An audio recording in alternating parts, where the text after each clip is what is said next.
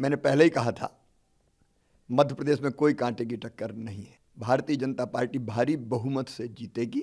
जो exit poll कह रहा है वो लगभग जन भावनाएं हैं और हम भारी बहुमत से जीतेंगे। मैंने पहले ही कहा था, मध्य प्रदेश में कोई कांटे की टक्कर नहीं है। भारतीय जनता पार्टी भारी बहुमत से जीतेगी। प्रधानमंत्री जी के प्रति प्रेम, उनका नेतृत्व, अमित शाह जी की रणनीति, नड्डा जी का मार्गदर्शन, कार्यकर्ताओं का अनथक परिश्रम और हमारी प्रदेश की सरकार की अनेकों योजनाएं जिनने जनता की जिंदगी बदली है और विकास, ये स्पष्ट बताते थे कि भारतीय जनता पार्टी भारी बहुमत से जीतेगी। मैं तो हमेशा आत्मविश्वास से भरा रहा और मैंने सदैव कहा कि जो एग्जिट पोल कह रहा है वो लगभग जन भावनाएं हैं और हम भारी बहुमत से जीतेंगे।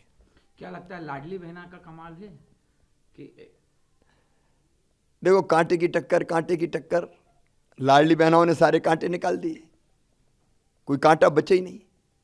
मैंने ऐसा चुनाव नहीं देखा कि जहां हम जाते थे पुरुषों की भीड़ तो होती थी लेकिन उससे ज्यादा बहनें आती थी, बेटियां आती थी, बच्चे भी आते थे और बहनों का जो लाड़ और प्यार मिला वो अद्भुत और अभूतपूर्व है।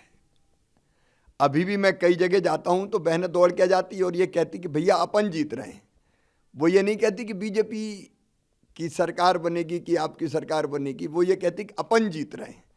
अपन जीत रहे हैं मतलब बीजेपी की जीत में बहनों को अपनी जीत दिखाई दे रही है और इसलिए लाडली बहना ने सचमुच में चमत्कार किया है। वोटिंग के बाद हमारे बीजेपी की भी कई नेताओं से बात हुई, अनौपचारिक चर्चा में भी आप 140 तक पहुंचे।